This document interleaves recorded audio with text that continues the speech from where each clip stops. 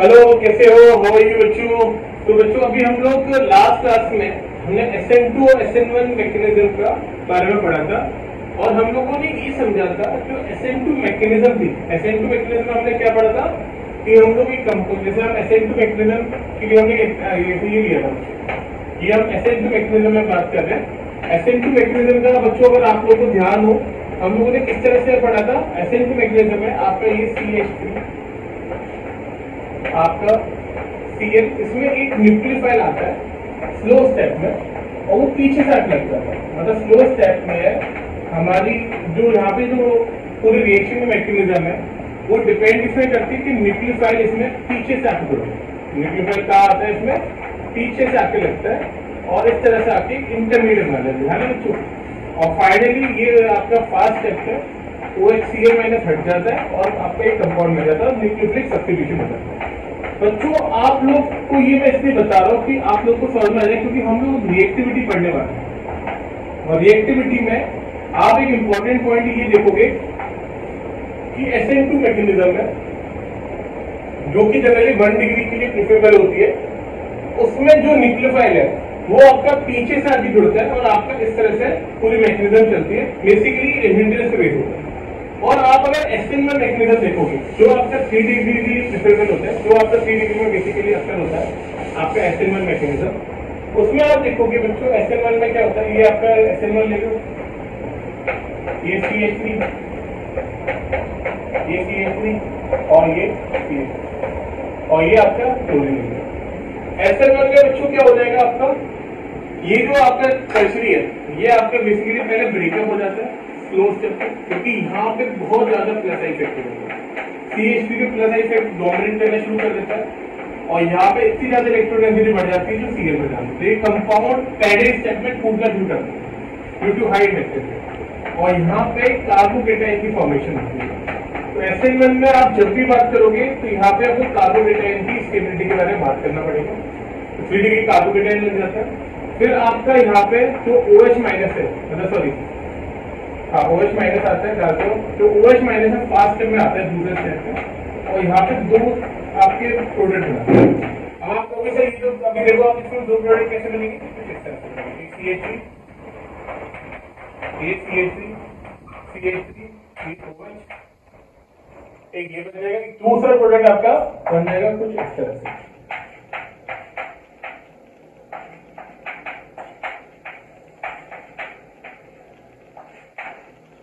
तो बच्चों अब आप ये देखो ये दोनों प्रोडक्ट है तो एक ही नहीं के, सब एक चीज जैसा है, पर यहाँ पे जो प्रोडक्ट फॉर्म हो रहे हैं दोनों अलग है। ये दोनों आप एक दूसरे के स्टीरियो आइसोमर है। ये क्या है? क्लैरिंग स्टीरियो आइसोमर। ठीक है बच्चों, ठीक है। नेक्स्ट हम आगे बढ़ते हैं। SN2 मैकेनिज्म हो गया, SN1 मैकेनिज्म हो गया। नेक्स्ट हम बात करें इसकी रिएक्टिविटी। नेक्स्ट टॉपिक जो हम डिस्कस करेंगे इसकी रिएक्टिविटी के बारे में। नेक्स्ट बच्चों हम लोग डिस्कस कर रहे हैं रिएक्टिविटी ऑर्डर ऑफ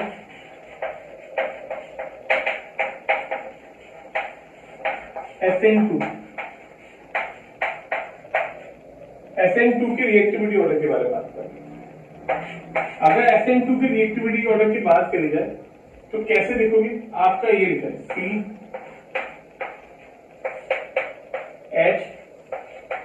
CH3Cl, ये 0 डिग्री। फिर आपने ये लिया CH,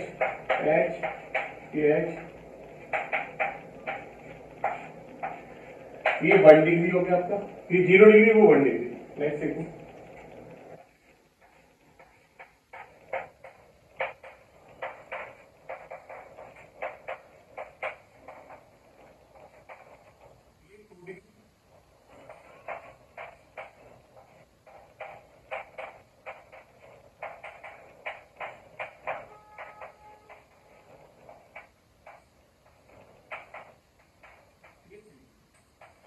अब बच्चों इन 3-4 में से अगर आप देखोगे सबसे इजीली न्यूक्लियोफाइल किधर से अटैक करेगा? OH- जो न्यूक्लियोफाइल है सबसे इजीली इसमें अटैक करेगा। OH- न्यूक्लियोफाइल इन चारों में सबसे इजीली अब यहां से इजीली एंटर करेगा। देखो यहाँ पे कितनी स्पेस है, तो सबसे इजीली यहां से एंटर करेगा। फिर उसके बाद नंबर यहाँ पे आएगा फर्स्ट वाले पे, फिर ये तो बच्चों SN2 में जो मैकेनिज्म है वो बेस्ड होता है आपका स्टेरिक हिंड्रेंस पे, और आपको सबसे कम हिंड्रेंस आपको मिल रहा है क्लोरोमीथेन में, उसके बाद 1 डिग्री पे, फिर 2 डिग्री पे, फिर 3 डिग्री। तो इसका जो रिएक्टिविटी ऑर्डर, जल्दी से बच्चों रिएक्टिविटी ऑर्डर क्या हो जाएगा इसका, रिएक्टिविटी ऑर्डर इसका बच्चों हो जाएगा आपका CH3Cl 1 degree, 2 degree and 3 degree. ये आपका रिएक्टिविटी ऑर्डर है, CH3Cl 1 डिग्री और 2 डिग्री और 3 डिग्री। नोट डाउन करो बच्चों, बहुत इंपॉर्टेंट है, ये जल्दी से लिखो। आपका ये है reactivity order for 1 degree, 2 degree और 3 डिग्री। ठीक है बच्चों, नेक्स्ट हम बात कर रहे हैं रिएक्टिविटी ऑर्डर ऑफ SN। हम SN1 की बात करें, SN1 की रिएक्टिविटी बात करते हैं। तो यहाँ पे बच्चों SN1 क्या होगा, ये लिया हमने टर्सरी,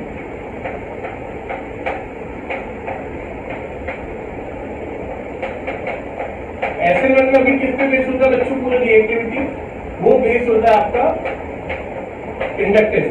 तो ये हमने 3 डिग्री बना लिया, इसके बाद हम लोगों ने 2 डिग्री बनाया,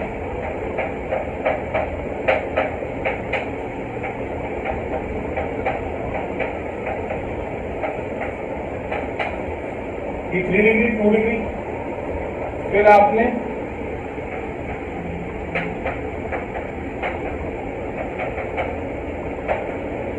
1 डिग्री और ये CH3। तो अगर आप इसमें बात करोगे तो यहाँ पे सबसे ज्यादा, क्योंकि ये आपका OH माइनस है, ये OH माइनस, ये यहाँ पे OH माइनस, इधर से एक OH माइनस, पर OH माइनस यहाँ पे ऐसे नहीं जाएगा। यहाँ पे क्या होगा, ये सब 3 डिग्री है आपका, 3 डिग्री में आप ये गलती मत करना जो पीछे सभी में कर रहा था। आपको क्या करना है, क्योंकि SN1 मैकेनिज्म में आप हमेशा इंडक्टिव इफेक्ट को देखते हो, तो यहाँ पे इंडक्टिव इफेक्ट डोमिनेंट है, तो यहाँ पे सबसे ज्यादा इलेक्ट्रोनेगेटिविटी इस केस में जाएगी और वो CL पर आ जाएगी। तो आपका अगर SN1 मैकेनिज्म देखा जाए तो सबसे ज्यादा किसमें करेगा रिएक्टिविटी, वो 3 डिग्री। तो आपका जो ऑर्डर जाएगा यहाँ पे रिएक्टिविटी का वो आ जाएगा 3 डिग्री, 2 डिग्री, 1 डिग्री और आपका CH3। ये ऑर्डर ऑफ रिएक्टिविटी हो जाएगा बच्चों आपका। कैसे कैसे जाएगा, सबसे 3 डिग्री, फिर 2 डिग्री, फिर 1 डिग्री में CH3। ठीक है बच्चों, इस पे एक क्वेश्चन और देख लेते हैं हम लोग रिएक्टिविटी ऑर्डर में, आप लोग भी ट्राई करना। हम लोग एक क्वेश्चन ले रहे हैं, हम लोग आइसोमर्स और ब्रोमोब्यूटेन लेते हैं और उसको रिएक्टिविटी ऑर्डर में SN2 में लगाने की कोशिश कर रहे हैं। क्या कर रहे हैं हम लोग, आइसोमर्स और ब्रोमोब्यूटेन देखो, तो देखते हैं आइसोमर। तो आप arrange in order of, arrange in order of, question है आपका arrange in order of reactivity towards SN2 mechanism के टुवर्ड्स रिएक्टिविटी होगा।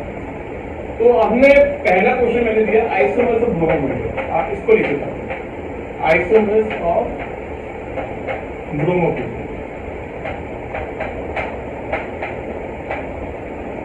है ना, इसको लेके आप आते हैं। तो ब्रोमोब्यूटेन में क्या क्या आइसोमर्स होते हैं, पहले आप देखो CH3, CH2, CH2, CH2 Br, ये हो जाएगा 1 ब्रोमोब्यूटेन।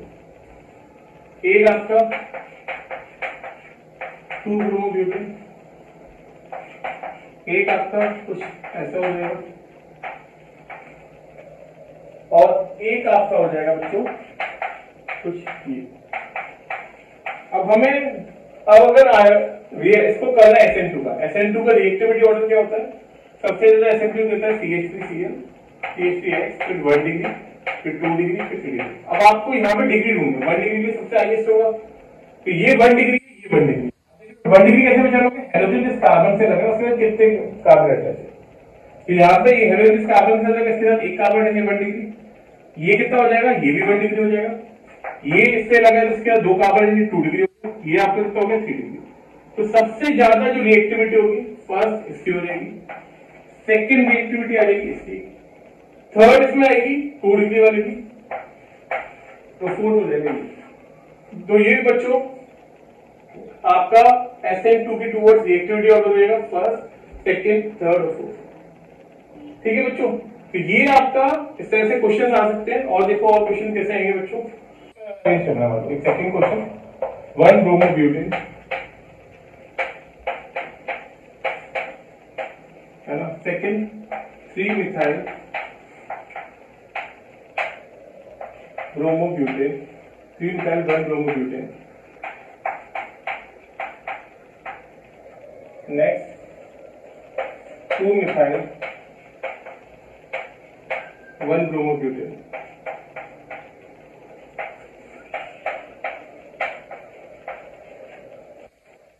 2 डाइमिथाइल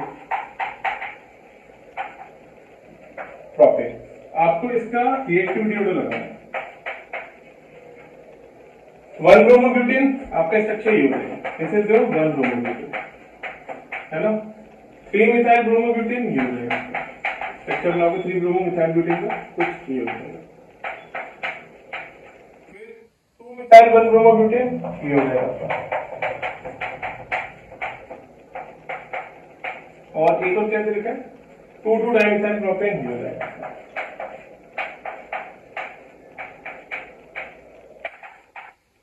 अगर आप इसमें रिएक्टिविटी लगाओगे, ये आपका क्या है 1 डिग्री, ये भी क्या है 1 डिग्री, ये आपका क्या है इस वाले का भी 1 डिग्री, सारे 1 डिग्री। आप कैसे करोगे, आप कैसे सेटल करोगे, यहाँ पे सब 1 डिग्री। तो आपको बच्चों जब SN2 को ऑर्डर लगाना है तो आपको भीड़ भाड़ देखनी। देखो आप अल्टीमेटली देखो, कोई भी न्यूक्लियोफाइल आएगा तो इस कार्बन में सब्स्टिट्यूट करेगा, वो अपने पास कैसे आएगा, भीड़ भाड़ कम, क्योंकि इसका जो प्रिंसिपल है किस पे बेस्ड है, स्टेरिक इंटरेक्शन।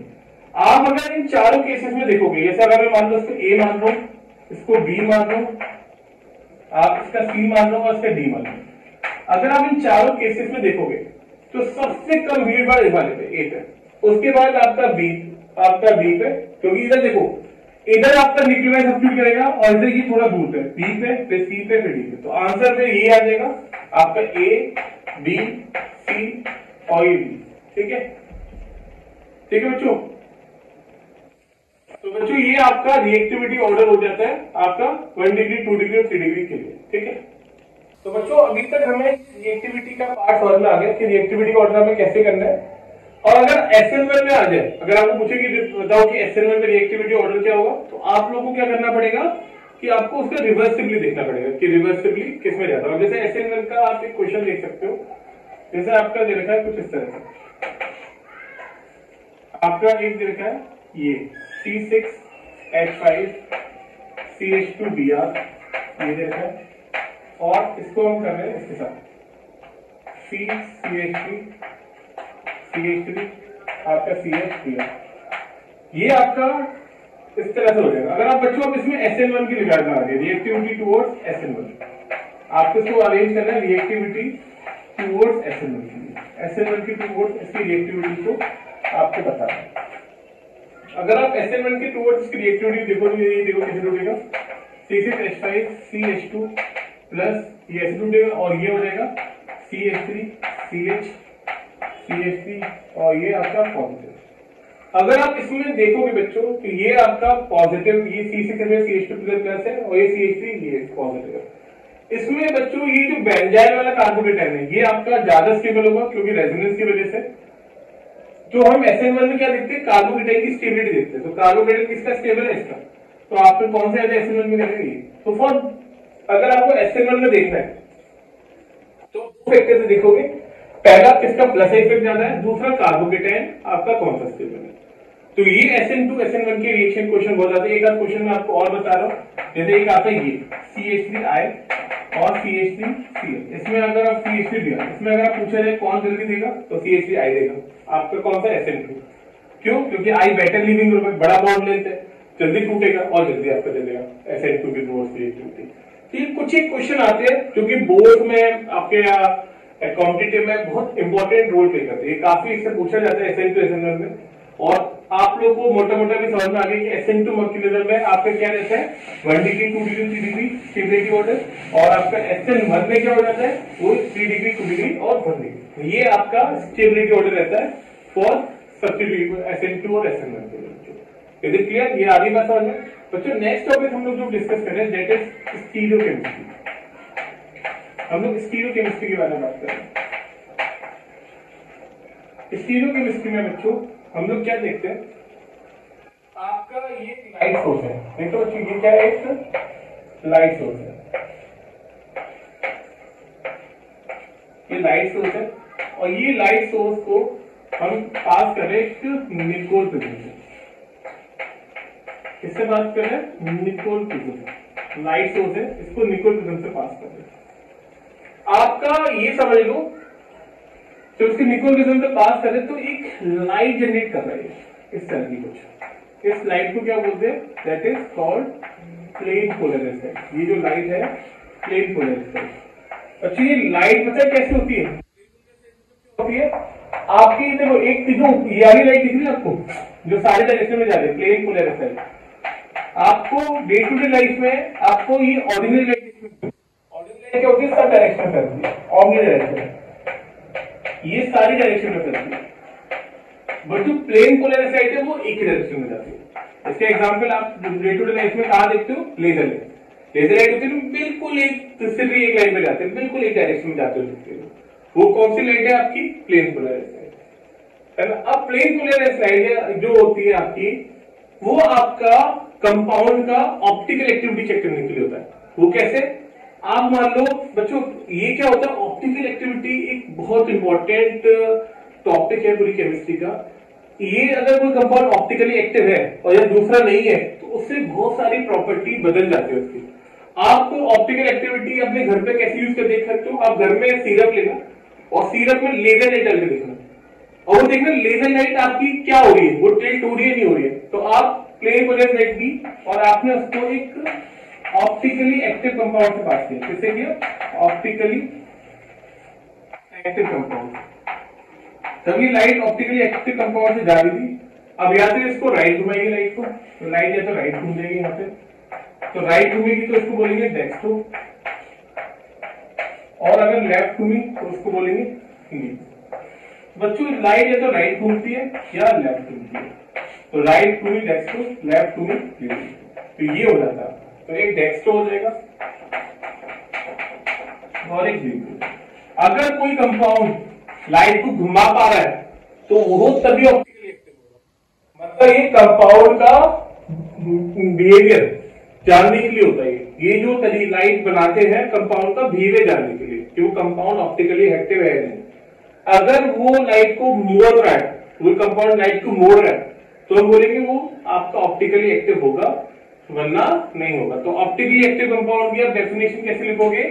राइट डाउन, क्योंकि थोड़ा पूछ लिया जाता है ऑप्टिकली एक्टिव कंपाउंड क्या होता है बच्चों? देखो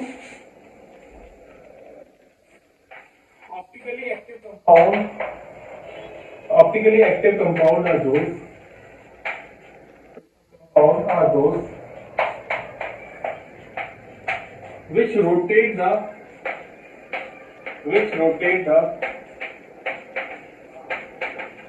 plane polarized light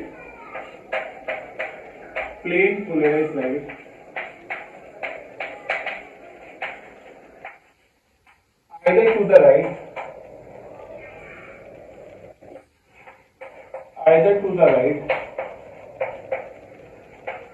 or either to the left तो लाइट में तो लेफ्ट साइड में आता है और टू द लेफ्ट में आता है। तो ये बच्चों एक बड़ी कमाल की चीज है, ये लाइट की कंपाउंड की ऑप्टिकल एक्टिविटी को दर्शाता है ना। तो दूसरा ये तरीका हो गया कंपाउंड की ऑप्टिकल एक्टिविटी चेक करने का। दूसरा तरीका बच्चों क्या होता है कंपाउंड की, अगर हमें ऑप्टिकल एक्टिविटी चेक करनी हो, दूसरा तरीका होता है मिरर इमेज है ना। दूसरा मेथड है, एक तो ये मेथड हो गया, दूसरा मेथड जो बच्चों है कंपाउंड की ऑप्टिकल एक्टिविटी चेक करने का वो ये है। सेकंड मेथड जो चेक होता है by mirror image. Mirror image से आप चेक करते हो कंपाउंड ऑप्टिकली एक्टिव है या नहीं। तो मिरर इमेज से एक पहले इसको समझ लेते क्या होते हैं। दोज कंपाउंड और सब्सटेंसेस, बच्चे लिखते दोज कंपाउंड और सब्सटेंसेस, ऐसे कंपाउंड दोज कंपाउंड और सब्सटेंसेस है ना, which are non-superimposable,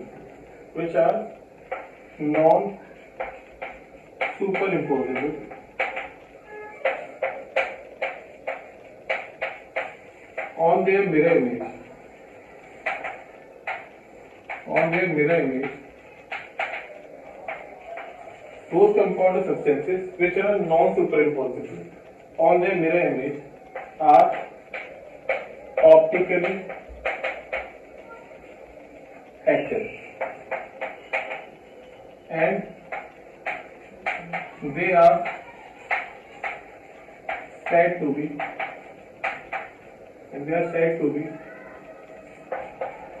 कायल, वो कायल ऐसे कंपाउंड सब्सटेंसेस जो नॉन सुपर इम्पोजेबल होते हैं अपनी मिरर इमेज में, वो आपके क्या होते हैं, ऑप्टिकली एक्टिव, वो कायल कहलाते हैं। बच्चों इसका मतलब क्या है? इसका मतलब क्या होता है, जैसे मान लो ये मेरा हैंड है राइट, और ये इसकी मिरर इमेज है।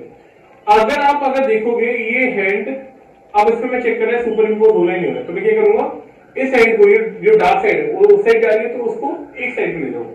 अब चेक करूंगा सुपर इम्पोज कर रहा है, नहीं कर रहा, देखो बिल्कुल नहीं कर रहा, डिंग डिंग डिंग डिंग नहीं कर रहा। तो बच्चों ऐसे कंपाउंड क्या होते हैं जो अपनी सुपर इमेज पे सुपर इम्पोज नहीं करते, वो आपके ऑप्टिकली एक्टिव होते हैं। जैसे आप इसके एक एग्जाम्पल देखो, इसका एक एग्जाम्पल अपन लोग देखते हैं।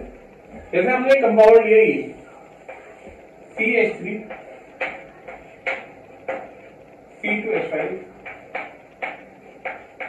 ये H और ये C, बच्चों आपको कंपाउंड है ना। बच्चों मैं आप लोगों को एक एग्जाम्पल लेके दिखा रहा हूँ। आप अपने इधर ये आपका 4 बॉन्ड बन रहे हैं, ये टेट्राहेड्रल शेप होती है। कौन सी शेप होती है? Tetrahedral shape. देखो तो टेट्राहेड्रल शेप बच्चों आपकी कैसी होती है उसको देखो। आपको ये आपका टेट्राहेड्रल शेप होती है कुछ, देखो टेट्राहेड्रल शेप में देख रहे हो, यहाँ पे जो 2 ब्लैक है वो ऊपर नीचे, जो 2 ब्लैक मार्कर दिख रहे हो ऊपर नीचे, और जो 2 ब्लू है वो क्या है आपके लेफ्ट और राइट। तो इसमें भी आपका जो कार्बन है, क्योंकि ये 3D शेप है और हम बोर्ड पे दिखा रहे हैं वो 2D शेप है। बच्चों अगर हमें कोई 3D शेप को 2D में दिखा रहे हैं, उसको बोर्ड पे कैसे दिखा रहे हैं, ये जो चीज है जो ऊपर की तरफ है वो वेज हो जाता है। तो ऊपर की तरफ बहुत आ रहा था टेट्राहेड्रल में, वो वेज हो गया। तो नीचे की तरफ था वो डैश हो गया। ठीक है, ये लेफ्ट और राइट आपके, ये मतलब ये दिखाना नहीं लेफ्ट और राइट पे। अब आप क्या करोगे, इसकी मिरर इमेज बनाओगे। ये आपने मिरर इमेज बनाई, तो मिरर इमेज बनाई तो लेफ्ट वाला राइट और राइट वाला लेफ्ट हो जाता है। तो इधर C का यहाँ पे Cl हो गया,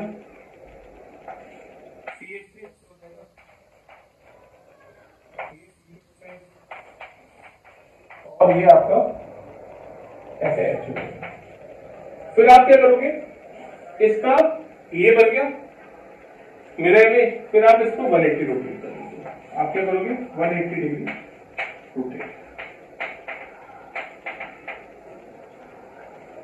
तो यहाँ पे क्या हो जाएगा बच्चों, ये C पे, यहाँ पे Cl है ना, लेफ्ट वाला राइट। अब देखो ये जो ऊपर है, जब आप 180 डिग्री किसी चीज को रोटेट करते हो, देखो इधर बिल्कुल ध्यान से देखना, बहुत इंपॉर्टेंट है।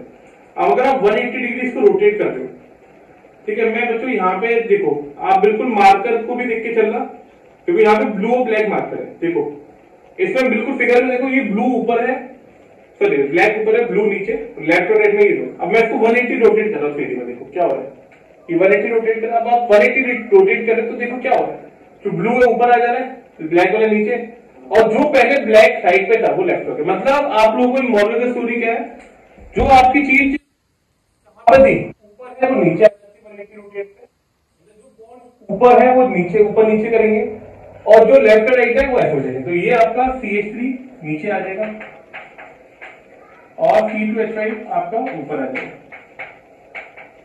और ये आपका H ऐसे हो जाएगा। अब आप क्या करोगे, इसको ये जो बॉन्ड है, ये पूरी चीज इसको यहां से उखाड़ोगे और इस पर रखोगे। जब इसको यहां से उखाड़ के यहां पे रखोगे तो इस पे क्या करेगा, नॉन सुपर इम्पोजेबल इमेज बनाएगा, और नॉन सुपर इम्पोजेबल है तो ये क्या हो जाएगा, ऑप्टिकली एक्टिव। तो जो आपका फर्स्ट, सेकेंड और थर्ड, ये आपके क्या है, optically active. These are optically active. First and third are optically active. Non-superimposable है और optically active.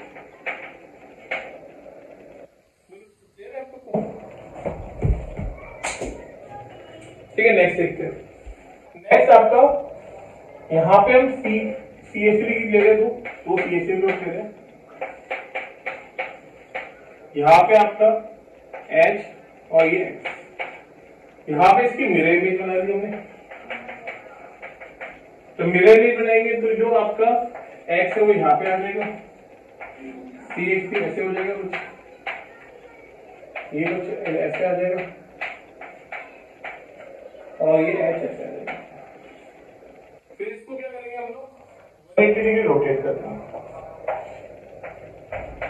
तो 180 डिग्री रोटेट करेंगे तो हमें क्या पड़ा था अभी कि आपका जो ये है वो इधर चला जाएगा, ये वाली चीज इधर, लेफ्ट वाली राइट में और राइट वाली लेफ्ट में। तो आपका कुछ ऐसा आ जाएगा।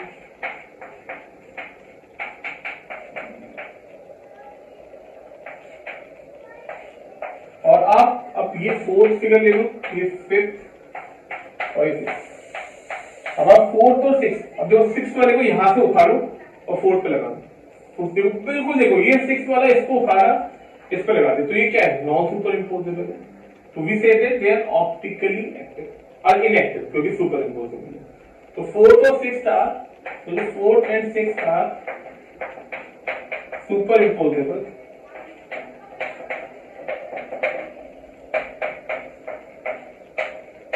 and are optically active, वो ऑप्टिकली एक्टिव होगा।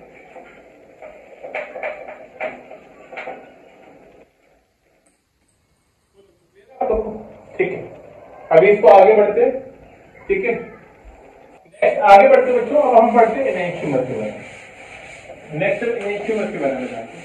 अब हमने जान लिया बच्चों ऑप्टिकल एक्टिविटी को हम दो तरीके से चेक करें। पहला तरीका उसको चेक करने का था कि आप उसको प्लेन टू लेफ्ट साइड डाल लो, प्लेन टू लेफ्ट साइड क्या कर रही है, उसको रोटेट कर दे रही है, लाइट को लेफ्ट या राइट घुमा दे रही है। दूसरा मिरर इमेज वाला था। मिरर इमेज में आप क्या करते हो कि अगर वो नॉन सुपर इम्पोजेबल है तो ऑप्टिकली एक्टिव है, नहीं है तो वो ऑप्टिकली, अगर सुपर इम्पोजेबल नहीं है तो ऑप्टिकली एक्टिव है, और सुपर इम्पोजेबल है तो ऑप्टिकली एक्टिव नहीं है। अब नेक्स्ट हम बात करें enantiomer, right and about the enantiomer.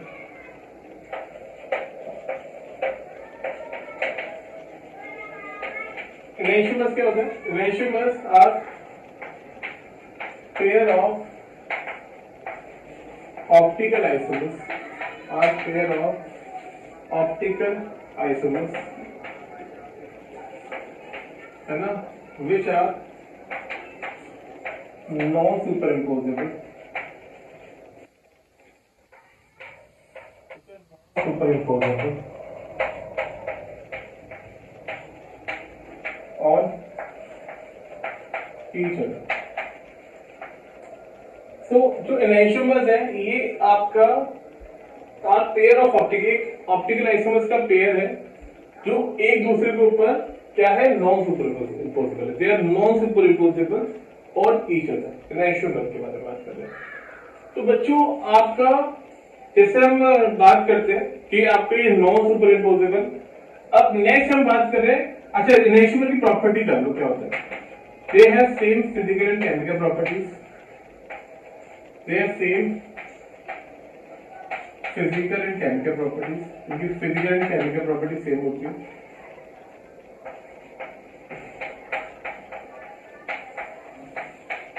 है ना। सेकेंड,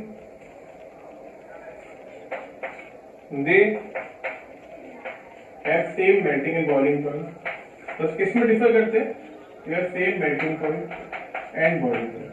बच्चों आपके एनेंशियोमर में जैसे आपका अभी हमने जो एग्जांपल पढ़ा था फर्स्ट और थर्ड जो फिगर थे वो आपके एनेंशियोमर थे जिसमें वो एक दूसरे को सुपर इम्पोज नहीं करते थे। तो उसमें अगर आपका जो फर्स्ट वाला पार्ट है, अभी ध्यान दो पीछे देखना जो आपने लिखा, जो फर्स्ट वाला पार्ट है अगर एक पार्ट डेक्स्ट्रो होगा तो दूसरा पार्ट क्या होगा, लीव होगा। तो इसमें आपको ये ध्यान रखना है, एक पार्ट अगर डेक्स्ट्रो होता है तो दूसरा लीव होता है ना। तो इसमें क्या लिखोगे, if one part is dextro, अगर एक पार्ट डेक्स्ट्रो होगा then other part is leave. तो दूसरा पार्ट क्या होगा, then other part is leave. तो दूसरा पार्ट आपका लीवो रोटेट होगा। क्लियर बच्चों। नेक्स्ट हम लोग बात कर रहे हैं, ये डेक्स्ट्रो और लीवो हो गया बच्चों। नेक्स्ट हम बात कर रहे हैं इसके बाद आपका रेसिमिक मिक्सचर। रेसिमिक मिक्सचर क्या होता है,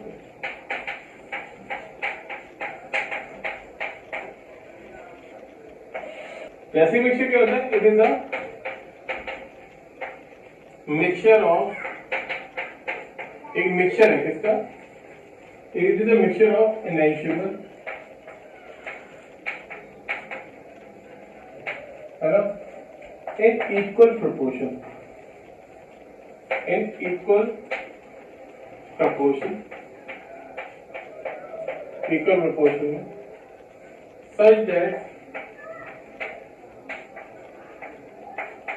if one part rotates the light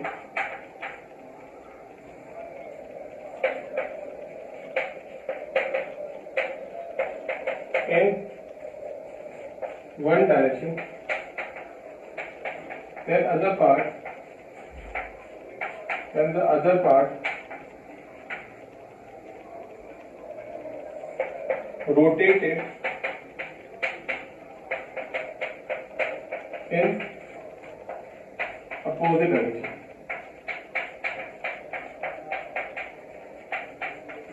Such that the mixture is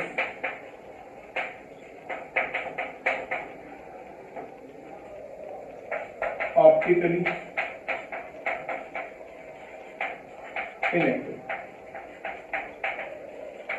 जैसे आपकी हम लोग बात करें, जैसे ये है रिजल्ट में, अब देखो इसमें ऐसे मिक्सचर में है क्या आपका, एक मिक्सचर है एनैंशियोमर का इन इक्वल प्रोपोर्शन, किसमें? Equal proportion, such that if one part, अगर आपका एक पार्ट रोटेट करे लाइट को एक डायरेक्शन में, तो दूसरा पार्ट उसको रोटेट करेगा अपोजिट डायरेक्शन में, and the mixture is optically inactive, वो मिक्सचर ऑप्टिकली इनएक्टिव हो जाएगा। नेक्स्ट जैसे हम बात कर रहे हैं आपका, एक हमने मिक्सचर ले लिया है ना, ये आपका है मिक्सचर, इसमें मान लो अगर आपका एक जो लाइट डाल दें, यहाँ पे हम प्लेन पोलराइज्ड लाइट ले रहे हैं, तो ये एनैंशियोमर का अगर एक मिक्सचर है, तो इसमें अगर एक पोर्शन अगर डेक्स्ट्रो है तो वो लाइट को राइट घुमाएगा, और एक पार्ट क्या करेगा? उसको स्ट्रेट कर देगा, तो फाइनली लाइट कैसे जाएगी? बिल्कुल स्ट्रेट जाएगी। और we say that the mixture is optically inactive, तो हम बोलेंगे जो मिक्सचर वो ऑप्टिकली इनएक्टिव हो जाएगा। बोलो क्लियर है बच्चों? तो ये हो गया। इसके बाद नेक्स्ट हम पार्ट में बात कर रहे हैं retention and inversion. Next is retention and inversion. Retention and inversion में क्या होता है बच्चों? जैसे मान लो आपका एक कंपाउंड है सी, इधर आपने एक न्यूक्लियोफाइल ले लिया वाई, यहाँ पे ये वाई एक X nucleophile, not Y X, यहाँ पे CH3,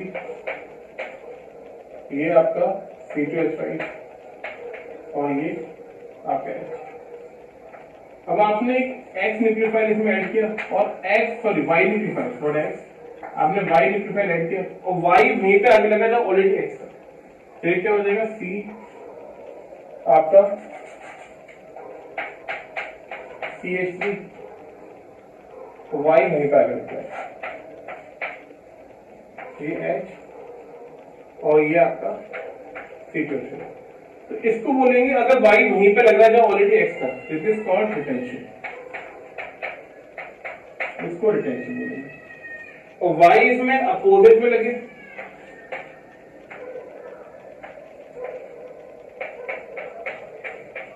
CH3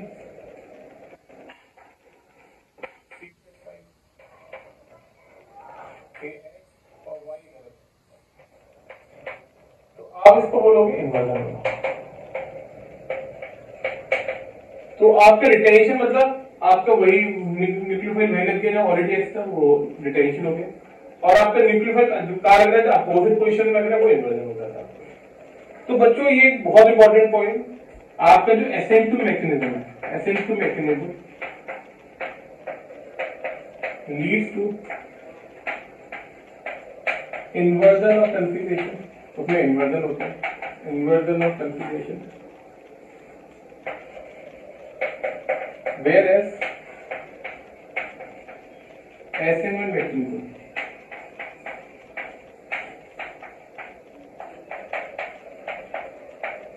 उसमें क्या होता है? उसमें दोनों चीज होती है, रिटेंशन और इन्वर्जन।